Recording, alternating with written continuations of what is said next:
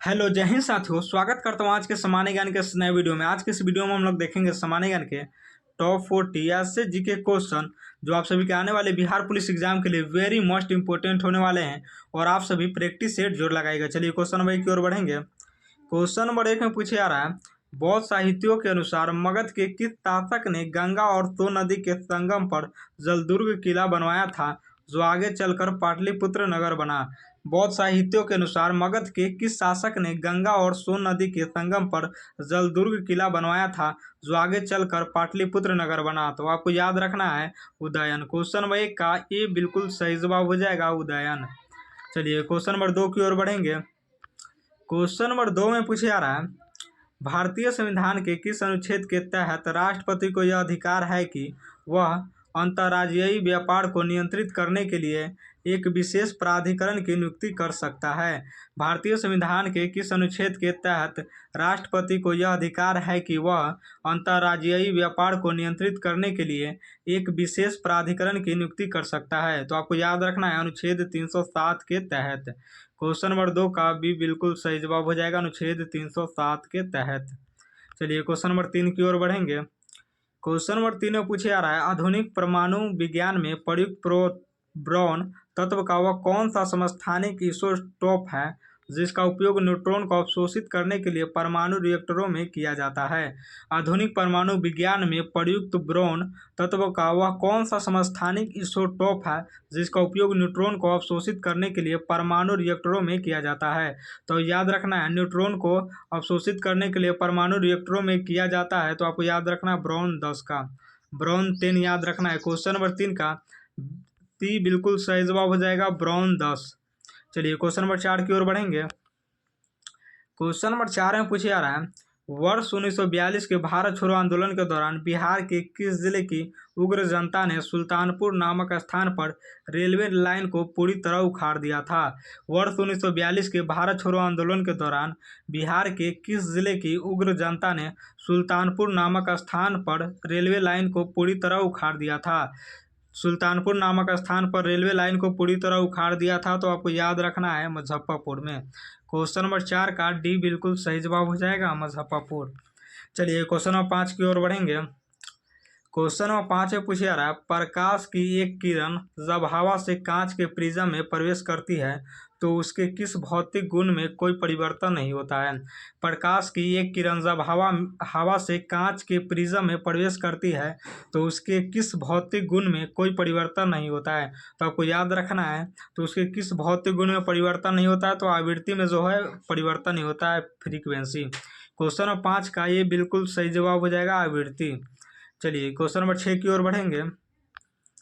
Question number 6 में पूछे आ रहा है, शेर शाह सूरी के केंद्रीय प्रशासनिक ढांचे में दीवान ए वजारत विभाग का मुख्य उत्तरदायित्व निम्नलिखित में से क्या था। शेर शाह सूरी के केंद्रीय प्रशासनिक ढांचे में दीवान ए वजारत विभाग का मुख्य उत्तरदायित्व निम्नलिखित में से क्या था। तो याद रखना है उसका मुख्य उत्तरदायित्व जो था राज्य के वित्त और लगान व्यवस्था की देखरेख करना था। राज्य की वित्त और लगान व्यवस्था की देखरेख करना। क्वेश्चन नंबर 6 का ये बिल्कुल सही जवाब हो जाएगा। चलिए क्वेश्चन नंबर 7 की ओर बढ़ेंगे। क्वेश्चन नंबर 7 में पूछे आ रहा है, आधुनिक आवर्त सारणी के किस समूह ग्रुप के तत्वों को हाइड्रोजन कहा जाता है जो अत्यधिक अभिक्रियाशील धातु है। आधुनिक आवर्त सारणी के किस समूह को ग्रुप के तत्वों को हाइड्रोजन कहा जाता है जो अत्यधिक अभिक्रियाशील धातु है। तो आपको याद रखना है समूह 17 के तत्व जो है। आधुनिक आवर्त सारणी के किस समूह ग्रुप के तत्वों को हाइड्रोजन कहा जाता है जो अत्यधिक अभिक्रियाशील धातु है। तो हाइड्रोजन 17 वर्ग के जो धातु को जो है क्या कहा जाता है, समूह 17 के तत्व को जो है हाइड्रोजन वर्ग कहा जाता है। याद रखना समूह 17 के तत्व को हाइड्रोजन वर्ग कहा जाता है जो अत्यधिक अभिक्रियाशील होता है। क्वेश्चन नंबर 7 का बी बिल्कुल सही जवाब हो जाएगा। चलिए क्वेश्चन नंबर 8 की ओर बढ़ेंगे। क्वेश्चन नंबर 8 में पूछे जा रहा है, भारत के किस राज्य में क्लाउडेड लेपर्ड राष्ट्रीय उद्यान क्लाउडेड लेपर्ड नेशनल पार्क स्थित है जो अपनी दुर्लभ जैविक विविधता के लिए प्रसिद्ध है। भारत के किस राज्य में क्लाउडेड लेपर्ड राष्ट्रीय उद्यान स्थित है जो अपनी दुर्लभ जैविक विविधता के लिए प्रसिद्ध है। तो आपको याद रखना है जैविक विविधता के लिए प्रसिद्ध है त्रिपुरा। क्वेश्चन नंबर 8 का डी बिल्कुल सही जवाब हो जाएगा, त्रिपुरा। चलिए क्वेश्चन नंबर 9 की ओर बढ़ेंगे। क्वेश्चन नंबर 9 में पूछे आ रहा है, वर्ष 1937 के बिहार प्रांतीय चुनाव के बाद गठित विधानसभा में प्रथम उपाध्यक्ष डिप्टी स्पीकर के रूप में किसे चुना गया था। वर्ष 1937 के बिहार प्रांतीय चुनाव के बाद गठित विधानसभा में प्रथम उपाध्यक्ष डिप्टी स्पीकर के रूप में किसे चुना गया था। याद रखना है, डिप्टी स्पीकर के रूप में जो है प्रोफेसर अब्दुल बाड़ी को चुना गया था। वर्ष 1937 के बिहार प्रांतीय चुनाव के बाद गठित विधानसभा में प्रथम उपाध्यक्ष डिप्टी स्पीकर के रूप में किसे चुना गया था, प्रोफेसर अब्दुल बाड़ी को। क्वेश्चन नंबर 9 का ये बिल्कुल सही जवाब हो जाएगा, अब्दुल बाड़ी। चलिए क्वेश्चन नंबर 10 की ओर बढ़ेंगे। क्वेश्चन नंबर 10 में पूछे आ रहा है, मानव शरीर में लाल रक्त कोशिका 8वीं की आयु समाप्त होने पर उन्हें नष्ट करने का कार्य मुख्य रूप से कौन सा अंग करता है, जिसे आरबीसी का कब्रिस्तान भी कहते हैं। मानव शरीर में लाल रक्त कोशिकाओं आरबीसी की आयु समाप्त होने पर उन्हें नष्ट करने का कार्य मुख्य रूप से कौन सा अंग करता है। तो आपको याद रखना है, जिसे आरबीसी का कब्रिस्तान भी कहा जाता है, तो याद रखना प्लीहा तिल्ली स्प्लीन को कहा जाता है। जिसे आरबीसी का कब्रिस्तान कहा जाता है, प्लीहा तिल्ली को जो है आरबीसी का कब्रिस्तान कहा जाता है। क्वेश्चन नंबर 10 का ये बिल्कुल सही जवाब हो जाएगा। चलिए क्वेश्चन नंबर 11 की ओर बढ़ेंगे। क्वेश्चन नंबर 11 में पूछे आ रहा है, मौर्य प्रशासन में अक्षल पटलाध्यक्ष नामक सर्वोच्च अधिकारी का मुख्य उत्तरदायित्व निम्नलिखित में से किस विभाग की देखरेख करना था। मौर्य प्रशासन में अक्ष पटलाध्यक्ष नामक सर्वोच्च अधिकारी का मुख्य उत्तरदायित्व निम्नलिखित में से किस विभाग की देखरेख करना था। याद रखना है, किस विभाग की देखरेख करना था, तो महालेखाकार और राजकीय अभिलेख विभाग की जो है देखरेख करना था। क्वेश्चन नंबर 11 का ये बिल्कुल सही जवाब हो जाएगा। चलिए क्वेश्चन नंबर 12 की ओर बढ़ेंगे। क्वेश्चन नंबर 12 में पूछे आ रहा है, भारतीय संविधान के किस विशिष्ट अनुच्छेद के तहत यह व्यवस्था की गई है कि प्रत्येक राज्य के लिए एक आकस्मिकता निधि कंटीजेंसी फंड होगी। भारतीय संविधान के किस विशिष्ट अनुच्छेद के तहत यह व्यवस्था की गई है कि प्रत्येक राज्य के लिए एक आकस्मिकता निधि फंड की होगी, कंटीजेंसी फंड की होगी। याद रखना है, कंटीजेंसी फंड होगी। तो आपको याद रखना है, अनुच्छेद 267 के तहत भारतीय संविधान की किस विशिष्ट अनुच्छेद के तहत यह व्यवस्था की गई है कि प्रत्येक राज्य के लिए आकस्मिकता निधि है। तो आकस्मिकता निधि जो है अनुच्छेद 268 के तहत लागू की गई है। क्वेश्चन नंबर 12 का भी बिल्कुल सही जवाब हो जाएगा। चलिए क्वेश्चन नंबर 13 की ओर बढ़ेंगे। क्वेश्चन नंबर 13 में पूछे आ रहा है, गोताखोरों द्वारा गहरे समुद्र में सांस लेने के लिए ऑक्सीजन सिलेंडर में नाइट्रोजन के स्थान पर किस हल्की और कम घुलनशील गैस को मिलाया जाता है। गोताखोरों द्वारा गहरे समुद्र में सांस लेने के लिए ऑक्सीजन सिलेंडर में नाइट्रोजन के स्थान पर किस हल्की और कम घुलनशील गैस को मिलाया जाता है। तो याद रखना है, हल्की और कम घुलनशील गैस को मिलाया जाता है, तो आपको याद रखना है हीलियम गैस को मिलाया जाता है। नाइट्रोजन के स्थान पर हीलियम गैस को मिलाया जाता है, जो कम घुलनशील गैस होती है। क्वेश्चन नंबर 13 का सी बिल्कुल सही जवाब हो जाएगा। चलिए क्वेश्चन नंबर 14 की ओर बढ़ेंगे। क्वेश्चन नंबर 14 में पूछे जा रहा है, असहयोग आंदोलन के दौरान बिहार के सदाकत आश्रम की स्थापना के लिए किस राष्ट्रवादी नेता ने महत्वपूर्ण भूमिका निभाई थी और बाद में इसके पहले कुलपति बने थे।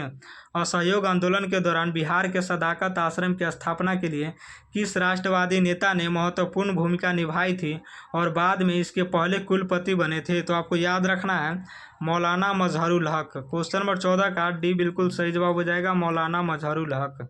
चलिए क्वेश्चन नंबर 15 की ओर बढ़ेंगे। क्वेश्चन नंबर 15 में पूछे आ रहा है, यदि किसी सरल लोलक सिंपल पेंडुलम को पृथ्वी की सतह से किसी गहरी खदान माइन के अंदर ले जाया जाए तो उसके आवर्तकाल टाइम पीरियड पर क्या प्रभाव पड़ेगा। यदि किसी सरल लोलक सिंपल पेंडुलम को पृथ्वी की सतह से किसी गहरी खदान माइन के अंदर ले जाया जाए तो उसके आवर्तकाल पर क्या प्रभाव पड़ेगा। तो याद रखना, उसके आवर्तकाल पे जो है क्या प्रभाव पड़ेगा, तो आवर्तकाल जो है बढ़ जाएगा। याद रखना है, आवर्तकाल बढ़ जाएगा। क्वेश्चन नंबर 15 का ये बिल्कुल सही जवाब हो जाएगा। चलिए क्वेश्चन नंबर 16 की ओर बढ़ेंगे। क्वेश्चन नंबर 16 में पूछे जा रहा है, 16 में पूछे जा रहा है, दिल्ली सल्तनत के किस वंश के शासकों ने सबसे कम समय मात्र 30 वर्ष तक शासन किया था? दिल्ली सल्तनत के किस वंश के शासकों ने सबसे कम समय मात्र 30 वर्ष तक शासन किया था? तो आपको याद रखना है खिलजी वंश। क्वेश्चन नंबर 16 का बी बिल्कुल सही जवाब हो जाएगा, खिलजी वंश। चलिए क्वेश्चन नंबर 17 की ओर बढ़ेंगे। क्वेश्चन नंबर 17 में पूछे जा रहा है, रसायन विज्ञान में प्रयोगशाला के उपकरण जैसे बीकर और परखनली बनाने के लिए किस विशेष प्रकार के कांच का उपयोग किया जाता है जो गर्मी पाकर चटकता है नहीं है? रसायन विज्ञान में प्रयोगशाला के उपकरण जैसे बीकर और परखनली बनाने के लिए किस विशेष प्रकार के कांच का उपयोग किया जाता है जो गर्मी पाकर चटकता नहीं है? तो आपको याद रखना है पायरेक्स कांच, बोरोसिलिकेट कांच।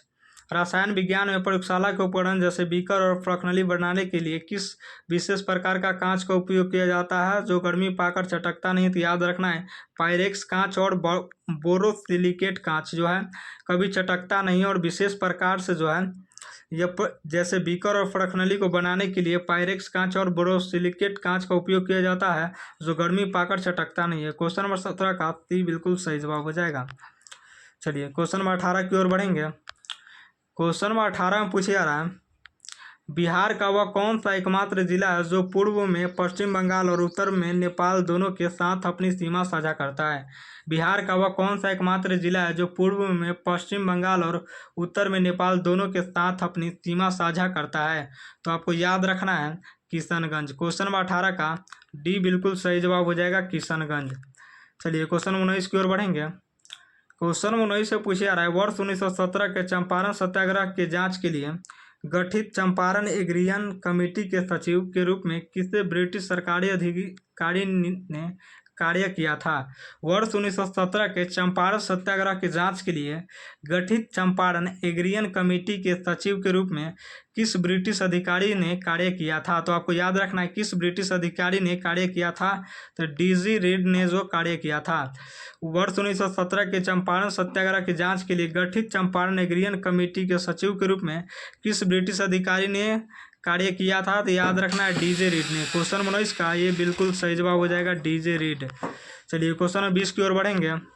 क्वेश्चन नंबर 20 में पूछे जा रहा है, मानव शरीर की उत्सर्जन प्रणाली में नेफ्रॉन के किस भाग में ग्लूकोज और एमिनो अम्ल का सर्वाधिक पुनरावशोषण रिब्सोर्प्शन जो होता है? मानव शरीर की उत्सर्जन प्रणाली में नेफ्रॉन के किस भाग में ग्लूकोज और एमिनो अम्ल का सर्वाधिक पुनरावशोषण रीअब्सॉर्प्शन होता है? याद रखना है रीऑब्जर्व ऑप्शन होता है, रिब्जॉर्ब ऑप्शन होता है। तो याद रखना समीपस्थ संवालित नलिका पीसीटी में मानव शरीर की उत्सर्जन प्रणाली में नेफ्रॉन के किस भाग में ग्लूकोज और एमिनो अम्ल का सर्वाधिक पुनरावशोषण रीअब्सॉर्न ऑप्शन में होता है? तो याद रखना समीपस्थ संचालित नलिका पीसीटी। क्वेश्चन 20 का ये बिल्कुल सही जवाब हो जाएगा।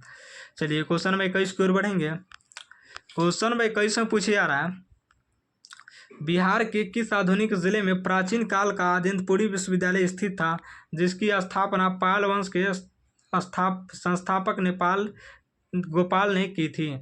बिहार के किस आधुनिक जिले में प्राचीन काल का आदिन्तपुरी विश्वविद्यालय स्थित था जिसकी स्थापना पाल वंश के संस्थापक गोपाल ने की थी? तो आपको याद रखना है बिहार शरीफ नालंदा। क्वेश्चन नंबर 21 का ये बिल्कुल सही जवाब हो जाएगा। चलिए क्वेश्चन नंबर 22 की ओर बढ़ेंगे। क्वेश्चन नंबर 22 में पूछे जा रहा है, भारतीय संविधान के किस अनुच्छेद के तहत राज्य लोक सेवा आयोग एएसपीएससी के अध्यक्ष और सदस्यों को केवल राष्ट्रपति द्वारा ही पद से हटाया जा सकता है? भारतीय संविधान के किस अनुच्छेद के तहत राज्य लोक सेवा आयोग एएसपीएससी के अध्यक्ष और सदस्यों को केवल राष्ट्रपति द्वारा ही पद से हटाया जा सकता है? याद रखना अनुच्छेद 317 के तहत हटाया जा सकता है। क्वेश्चन नंबर 22 का भी बिल्कुल सही जवाब हो जाएगा। चलिए क्वेश्चन नंबर 23 की ओर बढ़ेंगे। क्वेश्चन नंबर 23 में पूछे जा रहा है, आधुनिक रसायन विज्ञान में नियत अनुपात का नियम लॉ ऑफ डिफिनिटिव प्रोपोर्शन वर्ष 1799 में किस वैज्ञानिक द्वारा प्रतिपादित किया गया था? याद रखना, आधुनिक रसायन विज्ञान में नियत अनुपात का नियम वर्ष 1799 में किस वैज्ञानिक द्वारा प्रतिपादित किया गया था? तो याद रखना, किस वैज्ञानिक द्वारा प्रतिपादित किया गया था? जोसेफ प्राउस्ट द्वारा प्रतिपादित किया गया था। क्वेश्चन नंबर 23 का सी बिल्कुल सही जवाब हो जाएगा। चलिए क्वेश्चन नंबर 24 की ओर बढ़ेंगे। क्वेश्चन नंबर 24 में पूछा जा रहा है, बिहार में बहने वाली कोसी नदी को नेपाल के हिमालयी क्षेत्र में किस मूल नाम से पुकारा जाता है जहां इसकी मुख्य धारा निकलती है? बिहार में बहने वाली कोसी नदी को नेपाल के हिमालयी क्षेत्र में किस मूल नाम से पुकारा जाता है जहां इसकी मुख्य धारा निकलती है? तो आपको याद रखना है अरुण कोसी। क्वेश्चन नंबर 24 का ये बिल्कुल सही जवाब हो जाएगा, अरुण कोसी। चलिए क्वेश्चन नंबर 25 की ओर बढ़ेंगे। क्वेश्चन नंबर 25 में पूछा जा रहा है, प्रकाश के किस वैज्ञानिक सिद्धांत के आधार पर सिनेमा हॉल के पर्दों पर 3D फिल्में दिखाने के लिए पोलरॉइड चश्मों का उपयोग किया जाता है? प्रकाश के किस वैज्ञानिक सिद्धांत के आधार पर सिनेमा हॉल के पर्दों पर 3D फिल्में दिखाने के लिए पोलरॉइड चश्मों का उपयोग किया जाता है? तो आपको याद रखना है, प्रकाश का ध्रुवन पोलराइजेशन ऑफ लाइट के कारण जो है सिनेमा हॉल के पर्दों पर 3D फिल्में दिखाने के लिए उपयोग किया जाता है। प्रकाश का ध्रुवन पोलराइजेशन ऑफ लाइट याद रखना है। क्वेश्चन नंबर 25 का ये बिल्कुल सही जवाब हो जाएगा। चलिए क्वेश्चन नंबर 26 की ओर बढ़ेंगे। क्वेश्चन नंबर 26 में पूछा जा रहा है, मुगल सैन्य प्रशासन में मीर ए अतीश नामक उच्च अधिकारी का मुख्य उत्तरदायित्व निम्नलिखित में से किस सैन्य विभाग की देखरेख करना था? मुगल सैन्य प्रशासन में मीर ए अतीश नामक उच्च अधिकारी का मुख्य उत्तरदायित्व निम्नलिखित में से किस सैन्य विभाग की देखरेख करना था? तो आपको याद रखना है पैदल सेना। क्वेश्चन नंबर 26 का ये बिल्कुल सही जवाब हो जाएगा, पैदल सेना। चलिए क्वेश्चन नंबर 27 की ओर बढ़ेंगे। क्वेश्चन नंबर 27 में पूछा जा रहा है, रसायनों के क्षेत्र में 16वें प्रक्रिया 16 प्रोसेस का उपयोग मुख्य रूप से किस व्यावसायिक उत्पाद के औद्योगिक निर्माण के लिए किया जाता है? रसायनों के क्षेत्र में 16वें प्रक्रिया 16 प्रोसेस का उपयोग मुख्य रूप से किस व्यावसायिक उत्पादों के औद्योगिक निर्माण के लिए किया जाता है? तो आपको याद रखना है धावन सोडा सोडियम कार्बोनेट के निर्माण के लिए किया जाता है। क्वेश्चन नंबर 27 का बिल्कुल सही जवाब हो जाएगा। चलिए क्वेश्चन नंबर 28 की ओर बढ़ेंगे। क्वेश्चन नंबर 28 में पूछा जा रहा है, भारत के किस राज्य में पक्के बाघ अभयारण्य पक्के टाइगर रिजर्व स्थित है जो हॉर्नबिल पक्षियों के संरक्षण के लिए भी प्रसिद्ध है? भारत के किस राज्य में पक्के बाघ अभयारण्य पक्के टाइगर रिजर्व स्थित है जो हॉर्नबिल पक्षियों के संरक्षण के लिए भी प्रसिद्ध है? तो आपको याद रखना है अरुणाचल प्रदेश। क्वेश्चन नंबर 28 का डी बिल्कुल सही जवाब हो जाएगा, अरुणाचल प्रदेश। चलिए क्वेश्चन नंबर 29 की ओर बढ़ेंगे।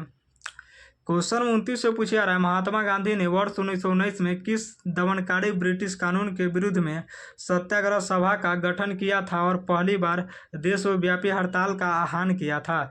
महात्मा गांधी ने वर्ष 1919 में किस दमनकारी ब्रिटिश कानून के विरुद्ध में सत्याग्रह सभा का गठन किया था और पहली बार देशव्यापी हड़ताल का आह्वान किया था? तो आपको याद रखना है पहली बार देशव्यापी हड़ताल का आह्वान किया था रॉलेट एक्ट के समय। महात्मा गांधी ने वर्ष 1919 में किस दमनकारी ब्रिटिश कानून के विरुद्ध में सत्याग्रह सभा का गठन किया था? तो याद रखना रॉलेट एक्ट के समय में किया था और पहली बार देशव्यापी हड़ताल का आह्वान किया गया था 1919 में। क्वेश्चन 29 का ये बिल्कुल सही जवाब हो जाएगा, रॉलेट एक्ट के ब्रिटिश कानून के विरुद्ध में सत्याग्रह आंदोलन शुरू किया गया था। चलिए क्वेश्चन नंबर 30 की ओर बढ़ेंगे। क्वेश्चन नंबर 30 में पूछा जा रहा है, मानव शरीर में वसा फैट को पचाने के लिए उत्तरदायी लाइपेज एंजाइम मुख्य रूप से किस अंग द्वारा प्रचुर मात्रा में स्रावित होता है? मानव शरीर में वसा फैट को पचाने के लिए उत्तरदायी लाइपेज एंजाइम मुख्य रूप से किस अंग द्वारा प्रचुर मात्रा में स्रावित होता है? तो याद रखना है किस अंग द्वारा प्रचुर मात्रा में स्रावित होता है? तो याद रखना है अग्नाशय पैंक्रीज द्वारा। क्वेश्चन नंबर 30 का भी बिल्कुल सही जवाब हो जाएगा। चलिए क्वेश्चन नंबर 31 की ओर बढ़ेंगे। क्वेश्चन में 31 में पूछा जा रहा है, पाल वंशीय शासक देवपाल ने बौद्ध शिक्षा के केंद्र नालंदा महावीर के रख रखाव के लिए किस विदेशी राजा के अनुरोध पर 5 गांव दान में दिए थे? पाल वंशीय शासक देवपाल के बौद्ध शिक्षा केंद्र नालंदा महाविहार के रख रखाव के लिए किस विदेशी राजा के अनुरोध पर 5 गांव दान में दिए थे? तो आपको याद रखना है बाल पुत्रदेव शैलेंद्र वंश। क्वेश्चन में 31 का ये बिल्कुल सही जवाब हो जाएगा, बाल पुत्रदेव शैलेंद्र वंश। चलिए क्वेश्चन नंबर 32 की ओर बढ़ेंगे। क्वेश्चन नंबर 32 में पूछा जा रहा है, भारतीय संविधान का कौन सा अनुच्छेद राज्यों को यह निर्देश देता है कि वे न्यायपालिकों को कार्यपालिका से पूरी तरह अलग सेपरेशन ऑफ जडिकेरी रखें। भारतीय संविधान का कौन सा अनुच्छेद राज्यों को यह निर्देश देता है कि वे न्यायपालिका को कार्यपालिकाओं से पूरी तरह अलग सेपरेशन ऑफ जडिकेरी रखें? तो आपको याद रखना है अनुच्छेद 50 के तहत। क्वेश्चन नंबर 32 का डी बिल्कुल सही जवाब हो जाएगा, अनुच्छेद 50 के तहत। चलिए क्वेश्चन नंबर 33 की ओर बढ़ेंगे। क्वेश्चन नंबर 33 से पूछा जा रहा है, रासायनिक विज्ञान में परमाणु के नाभिक के आकार न्यूक्लियर साइज को मापने के लिए किस अत्यंत सूक्ष्म मानक इकाई का उपयोग किया जाता है? रासायनिक विज्ञान में परमाणु के नाभिक के आकार न्यूक्लियर साइज को मापने के लिए किस अत्यंत सूक्ष्म मानक इकाई का उपयोग किया जाता है? तो याद रखना फर्मी फेमटोमीटर इकाई का जो है उपयोग किया जाता है। क्वेश्चन नंबर 33 का ये बिल्कुल सही जवाब हो जाएगा। चलिए क्वेश्चन नंबर 34 की ओर बढ़ेंगे।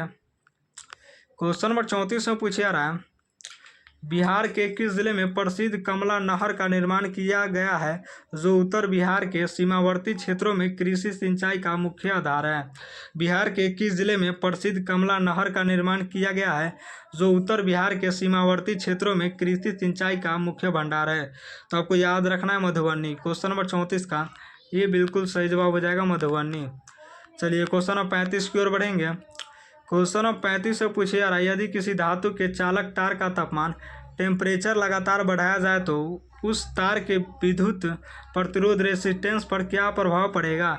यदि किसी धातु के चालक तार का तापमान टेम्परेचर लगातार बढ़ाया जाए तो उसके तार के विद्युत प्रतिरोध रेसिस्टेंस पर क्या प्रभाव पड़ेगा? तो याद रखना है उसके तार के विद्युत प्रतिरोध रेसिस्टेंस पर जो है क्या प्रभाव पड़ेगा? तो प्रतिरोध जो है दुगुना हो जाएगा। क्वेश्चन नंबर 35 का भी बिल्कुल सही जवाब हो जाएगा। चलिए क्वेश्चन नंबर 36 की ओर बढ़ेंगे। क्वेश्चन नंबर 36 में पूछा जा रहा है, दिल्ली सल्तनत के किस सुल्तान ने सैनिकों के हुलिया को लिखने की प्रथा, चेहरा प्रणाली और घोड़ों को दागने की व्यवस्था को सख्ती से अनिवार्य किया था? दिल्ली सल्तनत के किस सुल्तान ने सैनिकों के हुलिया को लिखने की प्रथा, चेहरा प्रणाली और घोड़ों को दागने की व्यवस्था को सख्ती से अनिवार्य किया था? तो याद रखना है किसने किया था? तो अलाउद्दीन खिलजी ने।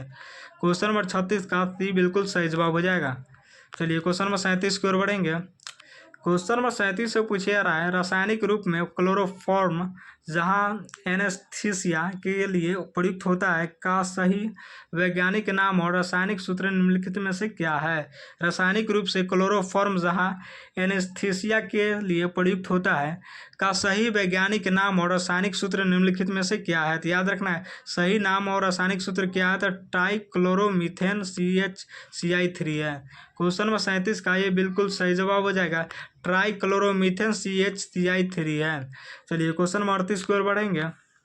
क्वेश्चन नंबर 38 में पूछा जा रहा है, भारत के किस राज्य में गुरु घसीदास राष्ट्रीय उद्यान स्थित है जिसे हाल ही में देश का एक नया बाघ अभयारण्य घोषित किया गया है? भारत के किस राज्य में गुरु घासीदास राष्ट्रीय उद्यान स्थित है जिसे हाल ही में देश का एक नया बाघ अभयारण्य घोषित किया गया है? तो आपको याद रखना है छत्तीसगढ़।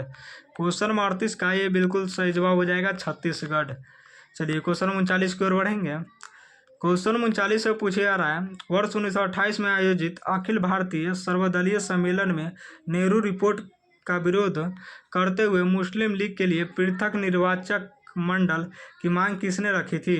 वर्ष 1928 में आयोजित अखिल भारतीय सर्वदलीय सम्मेलन में नेहरू रिपोर्ट का विरोध करते हुए मुस्लिम लीग के लिए पृथक निर्वाचक मंडल की मांग किसने रखी थी? तो याद रखना है पृथक निर्वाचक मंडल की मांग जो है किसने रखी थी?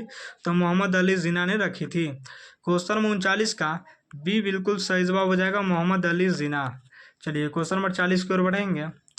क्वेश्चन नंबर 40 में पूछा जा रहा है, मानव शरीर में विटामिन B3 नियासिन मानव शरीर में विटामिन B3 नियासिन की अत्यधिक और दीर्घकालिक कमी से कौन सा प्रसिद्ध त्वचा रोग डर्मेटिस हो जाता है? मानव शरीर में विटामिन B3 नियासिन की अत्यधिक और दीर्घकालिक कमी से कौन सा प्रसिद्ध त्वचा रोग डर्मेटिस हो जाता है? तो याद रखना है कौन सा दीर्घकालिक कमी से कौन सा प्रसिद्ध त्वचा रोग हो जाता है? तो आपको याद रखना है पेलागड़ा जो है रोग हो जाता है। क्वेश्चन नंबर 40 का ती बिल्कुल सही जवाब हो जाएगा मानव शरीर में विटामिन B3 नियासिन की अत्यधिक और दीर्घकालिक कमी से जो है पेलाग्रा प्रसिद्ध रोग डिर्मेटिस हो जाता है। याद रखना, पेलाग्रा प्रसिद्ध रोग जो है हो जाता है। क्वेश्चन नंबर 40 का ती बिल्कुल सही जवाब हो जाएगा।